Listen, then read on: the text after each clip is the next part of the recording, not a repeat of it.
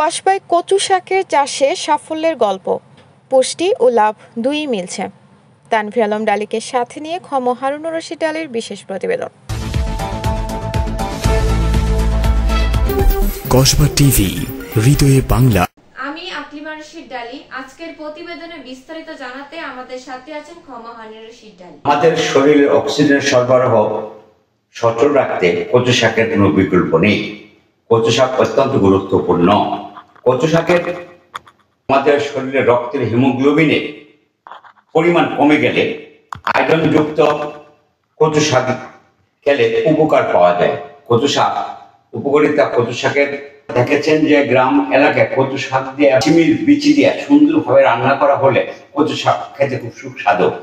সুপ্রিয় দর্শক, যে জমিতে রয়েছে কর্মপূজার 4 গাছ 6 বিঘা জমির উপরে আবু বক্কর নামে এক ব্যক্তি কচু চাষ করেছেন এবং আবু বক্করের দেখা থেকে অনেকেই উদ্বুদ্ধ হচ্ছেন কচু চাষ করার জন্য। উপজেলা কৃষি কর্মকর্তা এবং সহকারী কৃষি কর্মকর্তা বিন্দুরা সহযোগিতা করছেন, কচু শাকের বিষয়ে উদ্বুদ্ধ করছেন। তা আমরা একই কথা, কচু শাকের লাভজনক বিদায় অনেকে ঝুঁকে পড়েছে কচু শাকের দিকে। দেখুন বিস্তারিত। আমি Rashid Ali, Kasba TV digital platform. গ্রাম বাংলার ঐতিহ্যবাহী খাবার কচু শাক এখন শুধু পুষ্টির উৎস নয়, হয়ে উঠেছে কৃষকের আয়ের একটি বড় মাধ্যম। দেশের বিভিন্ন অঞ্চলে কচু চাষ করে লাভবান হচ্ছেন অনেক কৃষক। এ চাষে খরচ কম, ফলন বেশি, তাই দিন দিন বাড়ছে কচু চাষের পরিমাণ। আমি এখন অবস্থান করছি ব্রাহ্মণবাড়িয়া জেলার কসবা উপজেলার 4 গাছে একটি কচুর ক্ষেতে। পেছনে দেখতে পাচ্ছেন কৃষকেরা ব্যস্ত কচু শাক জমিতে। চলুন কথা বলে একজন চাষির সঙ্গে। আমি 6 একর চাষ করেছি, ইনশাল্লাহ ভালো ফলন হয়েছে এবং লাভজনক একটা ব্যবসা। ওরা অনেক কি যেন বিভিন্ন জায়গাতে চাষ হয়েছে, তাদের অনেক বাম্পার ফসল হয়েছে। মানে আপনার থেকে দেখে আমার থেকে দেখে বিভিন্ন জন চাষ করেছে, নিয়ে চারাও নিয়েছে, অনেক রোপণ করেছে। প্রতিদিন কতটুকু বিক্রি করতে পারেন? প্রতিদিন আপনার 6 মণ আন্দাজ ওঠে। এগুলা নিমসারে বিক্রি হচ্ছে, 4 গাছ বাজারে বিক্রি হচ্ছে। নাম মোহাম্মদ আবু বক্কর।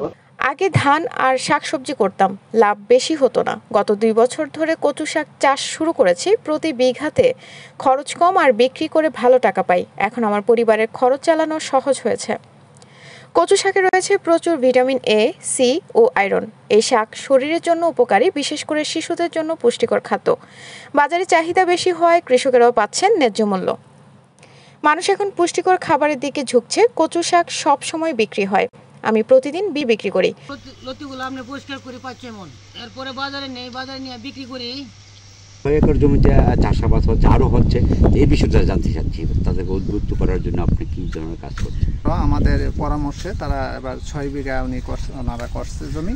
তো কচু শাক এটা একটা লাভজনক, কারণ কচুতে মানুষের রক্ত শূন্যতা দূর করে। মোহাম্মদ আনোয়ার হুসাইন, উপসহকারী কৃষি কর্মকর্তা, কসবা উপজেলা কৃষি কর্মকর্তা হাজেরা বেগম বলেন, আমরা কৃষকদের পরামর্শ দিচ্ছি কিভাবে কম খরচে বেশি উৎপাদন করা যায়। আমাদের কসবা উপজেলায় কচুর আবাদ হচ্ছে প্রায় 3 হেক্টর এরিয়া। আর কচুটা এমন একটা ফসল যেটি সারা বছরই কেউ চাইলে আবাদ করতে পারে। আর আমাদের এই যে কসবা উপজেলার বাড়ি কচু 3, লতি কচু, লতিরাজ যে কচুগুলো আছে, এই কচুগুলো বেশি পাওয়া যায় এবং এই কচুগুলো লাভবান বিধে আমাদের কৃষকরা করে যাচ্ছেন। আর আমরা জানি যে কচুটা একটা লাভজনক ফসলের জন্য এর প্রত্যেকটা অংশই আমাদের জন্য উপকারী। বিশেষ করে কচু পাতা শাক, কচুর যে কাণ্ডটা আছে সেটিও উপকারী এবং কচুর মূল সেটিও উপকারী। কচু শাক চাষ খুবই লাভজনক। সরকারের পক্ষ থেকে প্রশিক্ষণ ও বীজ সরবরাহ করা হচ্ছে। পুষ্টিগুণে ভরপুর কচু শাক যেমন সুস্বাদু, তেমনি কৃষকদের জন্য আয়ের আশার আলো। সঠিক পরিকল্পনা ও উদ্যোগ থাকলে এই চাষ হতে পারে দেশের অর্থনীতির একটি গুরুত্বপূর্ণ অংশ। কসবা টিভির সংবাদের সাথে থাকার জন্য ধন্যবাদ জানাচ্ছি। পরবর্তী সংবাদ পেতে আমাদের চ্যানেলটি সাবস্ক্রাইব করে রাখুন।